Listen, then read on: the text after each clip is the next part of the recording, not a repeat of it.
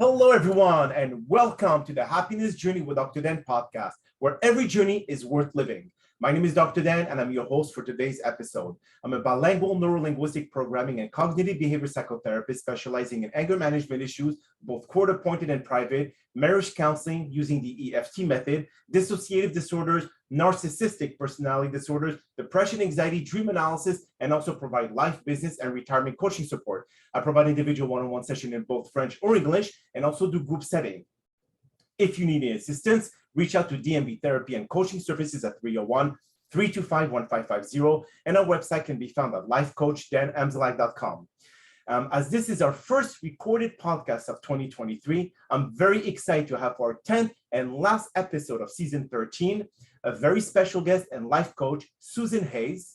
And just like every of my past episode, I will leave it up to the guests to properly introduce themselves, as no one can do a better job. Susan, the floor is yours. Thank you, Dr. Dan. Happy New Year. How exciting is it for us to be entering into 2023, yes? Yes, it is.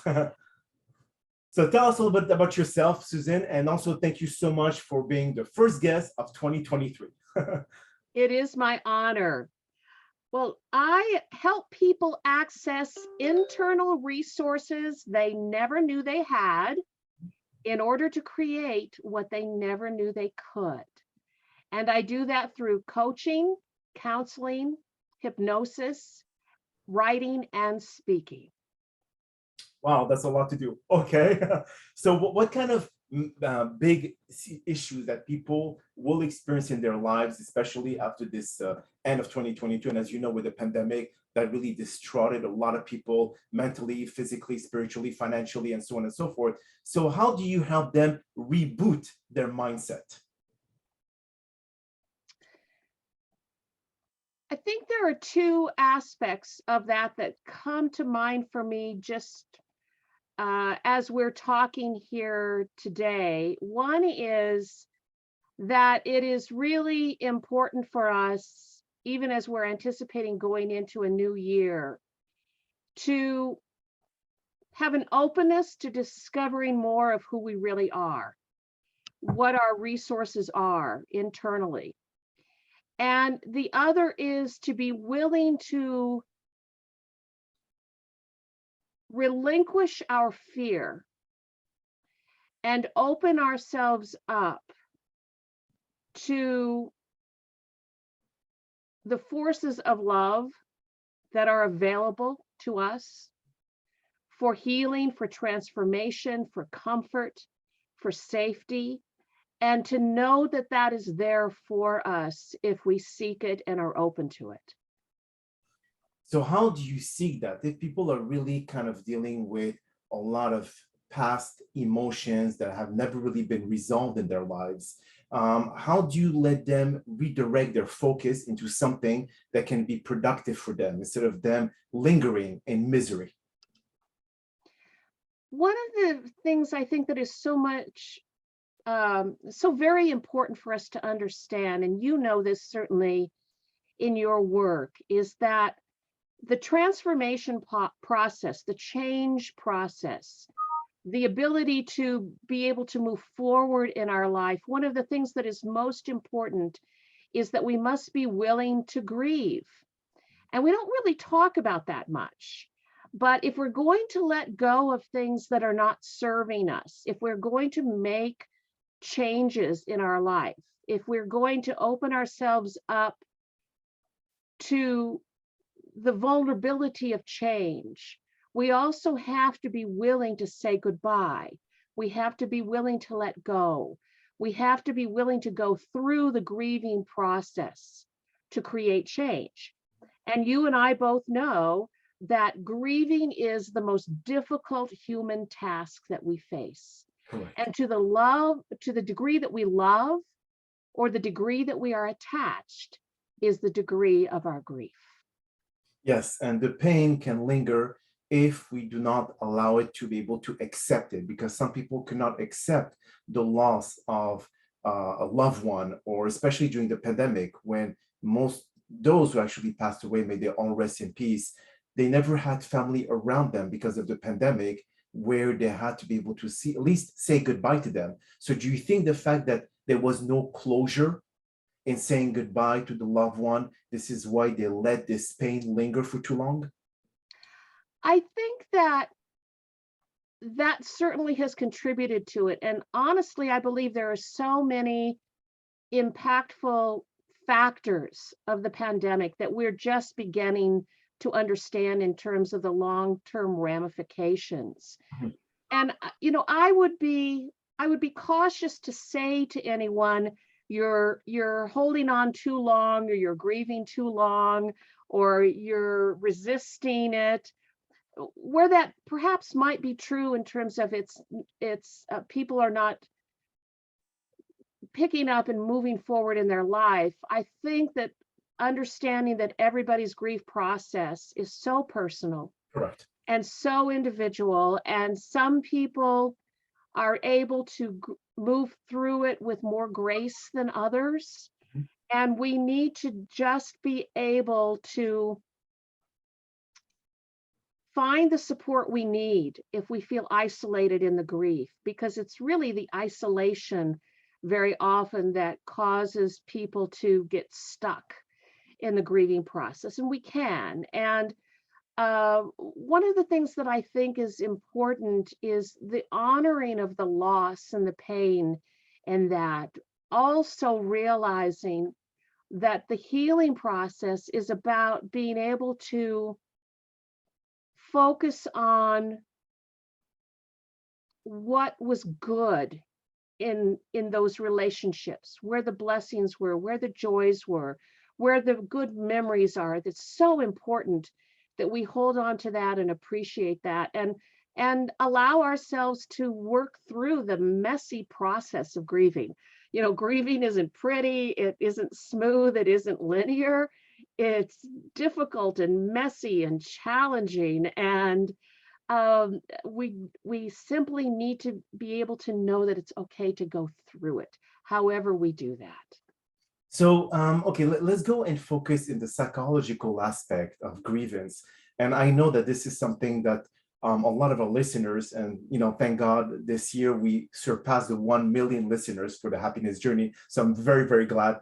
But if someone, as you mentioned, doesn't feel, or they go through the grievance much quicker or much more efficiently, does it mean that somehow they didn't have a good relationship with that person, that they don't feel the same pain as if they would, if that relationship would have been closer?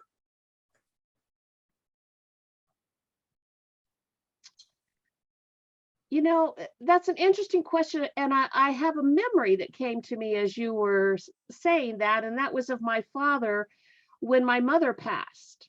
Okay. And it had been very difficult for him. They had been together for decades.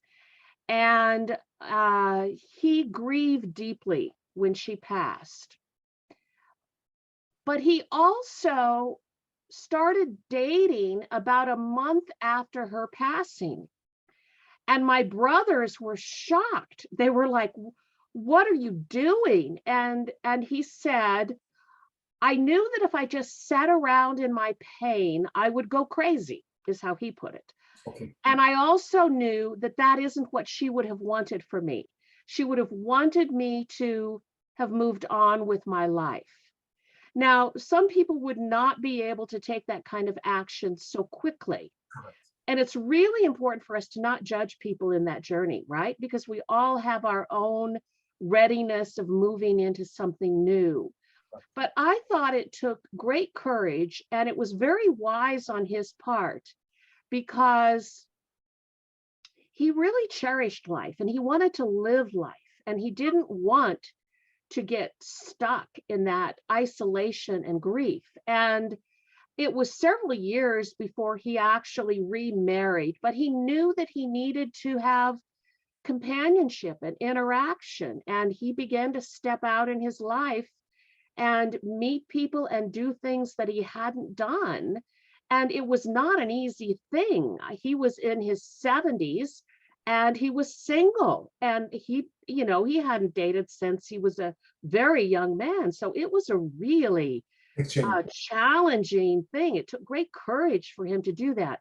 But he had the wisdom to really follow his inner guidance Mhm. and say, this is what I need to do to take care of myself. And do you feel that those who, for example, who cope with the loss much faster or much efficiently, does it mean that also they should ask themselves question if they have any empathy, any love towards anyone, just like what narcissistic people would have? They would recover quickly from the loss of a loved one. Do you think that this is something to be concerned about, that maybe they have some sort of mental instability? Well, I think there's a distinction between what might appear as easy recovery in a narcissist, Okay, because a narcissist has limited capacity for empathy, correct. right? So it's not really recovery from anything because they don't really attach from their heart in the same way. So it's not, it might appear to be recovery, but it's not really recovery because you have to go through the grieving process. But if someone begins to move forward in their life in what appears to other people as being more quick than they ought to, it's very important to not judge that, because it may in fact be that they have and probably will continue to be in the grieving process while they're moving forward. And that in fact, because they've experienced love and empathy and compassion, they have that capacity to move forward and extend that to other people. And that's what's so important for us to appreciate in our human experience, is that when we have love and we've been loved, we have a greater capacity to love and receive love. And so when we have a loss, it doesn't keep us from loving. It allows us to continue to trust that and move out and to love again. Beautiful. Now, in your practice, Susan, what are the most common issue that you see that repeats themselves the most? Is it like mostly those who have lost someone, those who actually have been cheated on in their relationship? What is the most common problem that you see, or the common denominator that comes often? Well, I've been doing this for like over 40 decades now, right? So that's a lot of experience. And I would say that probably over the years, the issues have ebbed and flowed. But probably I would say, and this may sound a bit simplistic, but I believe that the common denominator when people are stuck, and that's what people come to me for, right? That's why I wrote the book, Freed from Stuck. I realized that's what I've been doing for 40 years. I've been helping people become freed from stuck. That when people are stuck and they come to me, it's really because I think foundationally, they have not learned how to access their own internal resources to recover, to problem solve, to move forward. And that very often they are stuck in fear or pain or some unmet need that needs to be attended to. And once they discover that, once that's identified for them, and they begin to understand that they really do have the capacity to change and heal and transform, then they're able to move forward in their life. But I think in a broad statement, I think that's kind of foundationally what happens for most people. Okay, so if let's say for our listeners, because what I want our listeners to hear or to learn is something that they can get from this podcast. I want them to be able to basically apply and put into practice what we try to give them, the information that we're trying to provide. So if let's say, if you would summarize, for example, Susan, I'm not saying that this should replace them reading your book, but if you would summarize to say, okay, how do you guide them from step 1 to step 5 to find out why they're stuck and what are the triggers that get them stuck in a position that they're in and they feel completely lost? Okay. Those are several questions there. So Yes. let me start with the first part. to identify what I call the 5 essential elements that are necessary for the change process. We can use the acronym FREED, and my book is based upon the metaphor of crossing a bridge from stuck to freed from stuck. So as we're standing in front of the bridge, the first element is F, which is face the bridge. This is about identifying the real problem, which has to do with some pain point or unmet need that needs to be attended to. Once we've identified that, then the next step is R, or recognize the bridge, which is about looking across the bridge and identifying and creating a vision of how we want our life to be different. The more vivid it is and the more emotionally charged it is, the more that vision, that dream, will serve as a magnet to draw us across the bridge. The next element is embrace the bridge, which is about identifying any blocks or struggles that we might have, any challenges, and then developing a strategy to begin to move forward. The next E is exit the bridge, and this is what we were talking about earlier, the importance of letting go of what's no longer serving us, and that means attending to the grief. And then D is discovering our destiny as we arrive at the destination. And by that, I mean that in any change process, we come to know ourselves better. And that is where we discover what our true values are, what our purpose is, what provides joy and passion to us. And that is the gift in the transformation process.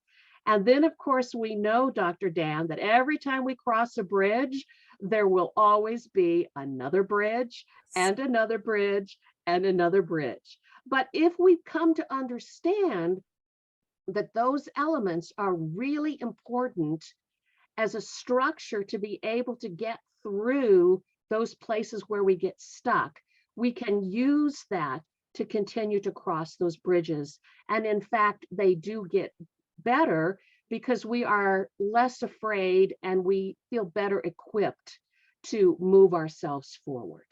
So that fear of crossing that bridge, Susan, as the metaphor that you're using, if they say they crossed a bridge before and that bridge collapsed, okay, then at this point, whatever bridge they see up front when they face it, they may assume that this bridge will collapse. How do you circumvent that fear that this bridge is more stable and that you have no choice to cross it?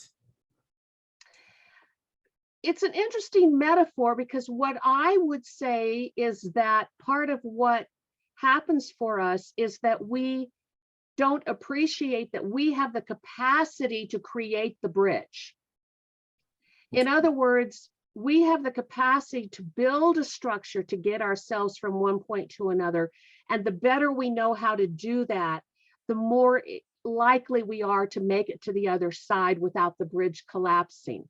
You're using a wonderful sort of fantasy metaphor there of, you know, if you just throw a couple of logs across and you try to cross the bridge, it's likely that you might be at risk at falling. But if you think about how to best build that bridge and get there, really invest the time and energy to make that transition, it's more likely that you're going to get there more successfully and with less challenge. Doesn't mean the wind doesn't blow and the rain doesn't come and it's scary. Doesn't mean any of that. It just means that the more thoughtfully we understand the change process and we make choices to trust ourselves, our inner guidance in that process, the more likely we are to arrive at the other side successfully. So we're basically all very good architects. We are amazing architects that we underestimate. I love that. Yes. Yeah. We are so creative if we allow ourselves to be. That's the joy of life. It's like, what kind of rock and bridge can I build to get to the other side? That's so true. And when it comes to the tools that are needed. I'm not talking about lumber and hammers and nails, but for them to be able to design that bridge that is ideal to successfully reach the destination. But after that destination, and you mentioned that there's other bridges. Now, obviously, other bridges is other circumstances happening in their life, not necessarily related to grief, but any other thing, financial, health, whatever it is. And this is like a unknown world that they're going to venture in. If we're not equipped with the right tools, how do you give them that knowledge on how to cross that next bridge? How do you, I mean, if it's something completely new, it's not like it's making making old mistakes. This is like really new mistake that never really happened in their life. How do you help them with that? I think there are two tools in our toolbox that we underestimate, but that are incredibly useful and powerful in making change. One is curiosity. Okay. And in order to be curious, we have to feel a certain level of safety. Like it has to be okay to explore those possibilities and to open our mind. But curiosity is really the doorway into creativity and problem solving. Right. And the other part of that, the other tool used in conjunction with curiosity is asking good questions, quality questions. And if children are raised with the belief that they're supposed to be seen and not heard, or they're not encouraged to ask questions, or they're not encouraged to be curious, it makes it very difficult to move forward in life and problem solve, because you need those two tools to be able to move forward in life. But there's actually one more tool I'd like to add, which is not having the fear to fail. Absolutely. A lot of people, why they don't take that risk, why they're not curious, because curious is an unknown world that they're going to venture in. And this unknown world, they don't have solution for everything that may happen. And not having solution means failing. And that in itself stops them on their track, in which that can also be one of the major culprit as to why people don't want to cross that bridge, because they may fail on the other side. Absolutely. And thank you for adding that to the toolbox, because the fear of failure, you and I both know, if you go underneath that, right, it's the fear of being shamed. Yes. And we don't want to feel that humiliation in failure. And yet, if we're not willing to take that risk, then, as you were saying, we have no idea what we might be able to create. And we have to be able to say it's okay to fail. And we learn from the failure, hopefully. Yes. You know, hopefully we gain some great information to reapply and problem solve. And that's why the acronym FAIL is first attempt in learning. I like that. I've never heard that. I really like that. First attempt in learning. Yeah, I like that. And this is what a lot of people, but the thing is that, and you did bring a very good point. People put too much focus, Susan, on how they're being observed by others, how they're being perceived. Failure means that you're incapable of doing anything much in your life because you're not reaching the destination that you set yourself to reach. And because of that, people have the tendency to point fingers. Look at him, he failed. But those people, you have to realize that they're the one who failed in their life because they don't take any risk to be able to figure out the best course of action to take to be able to become a better version of themselves. Absolutely. Absolutely. And thanks to us, actually, is because we are in the field of helping people, we kind of give them a new perspective. We let them know, you know what, and this is, I was having another conversation with a guest that's going to come in my podcast soon, with what's going on now in the world with the metaverse that they're creating, that they're building. I compare the metaverse with the Matrix, okay, from the movie from the 1999. in which everyone is getting replugged into the matrix to be able to become puppets and to be able to continue on. And now what they're doing in a desperate measure, they're saying that, oh, there's so many opportunities about making money in the matrix or in the metaverse, so you guys have to go in. But come to think of it, you're allowing them to shove that big plug in the back of your neck and saying, now you're stuck in our world and you're going to do what we tell you to do. Now, what we're trying to do, you here and I, Susan, is try to unplug them. Try to let them know that this is not a life that you want to live in a digital world that's not going to bring you joy. And that's what I see the most, is that no one is actually taking measure, or maybe no one is awake enough. And we have to talk about the awakening part. No one is awake. They do not want to wake up. They just want to take that blue pill instead of the red pill to let them know and just say, you know what, I'm better in that world, in a cocoon, that no one's going to hurt me. If we opt for comfort, we become disempowered. Mm-hmm. And life is going to require of us, whether or not we choose, it's going to bring challenges. And the more that we are able to cultivate resilience in our life, the more we are able to meet those challenges. And that is so important for us to appreciate, because there are so many forces in a variety of ways that pull us toward comfort. And I'm not in any way saying that we shouldn't live a comfortable life. That's not what I'm saying. But what I'm saying is that if we choose comfort over the strengthening of our resilience, then we put ourselves at risk. And so, yes, have a comfortable life, create joy in your life, have great connections with people, create the life that you want, have success, accrue what you need financially, and simultaneously continue to do what you need to do to remain strong. And build real relationship. And what? And build real relationship, not digital.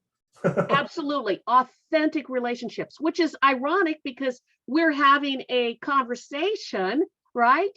Via Zoom, that is technology. And yet, even as you and I are connecting in this way, we are saying, but it is essential that you have relationships face to face, authentic connection for a good quality of life. Absolutely. That is so true. So how can our listeners, Susan, find you, where they find your book?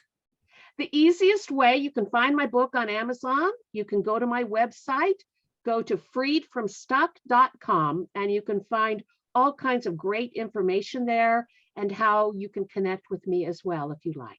Beautiful. Well, we're going to put your website address on the description of the podcast.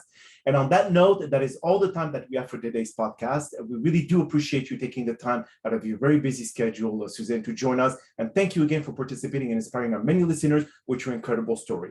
Now, we hope that you've all enjoyed today's episode. And I'm also very excited about the many upcoming guests that we have scheduled for season 14 of the Happiness Journey podcast, filled with inspirational stories just like the one that you listened to today.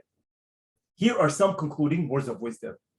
Life is a mixture of joy and sorrow. Suffering is voluntary, but pain is not. Having a broad perspective on life provides you the fortitude to persevere in the face of adversity. Know that you're extremely valuable in this world. With all of its unlimited potential, this life is a great gift to become a wellspring of your joy and happiness, not just for oneself, but for the many others as well. You must learn to believe in yourself, and since you have survived a lot and will undoubtedly endure what comes next, those who have suffered defeat are the most experienced people in the world, and you will want to be around. They're so used to suffering, coping with enormous hardship, and experience tremendous losses that they have discovered a way out of their abyss. Throughout all of these trials, Kids learn to appreciate more, to be more sensitive, and to comprehend the complexity of life. This alone fills them with compassion for others, tenderness, and a profound loving care for the human beings. My name is drdanamzallag, and you may all keep pursuing your amazing journey in life.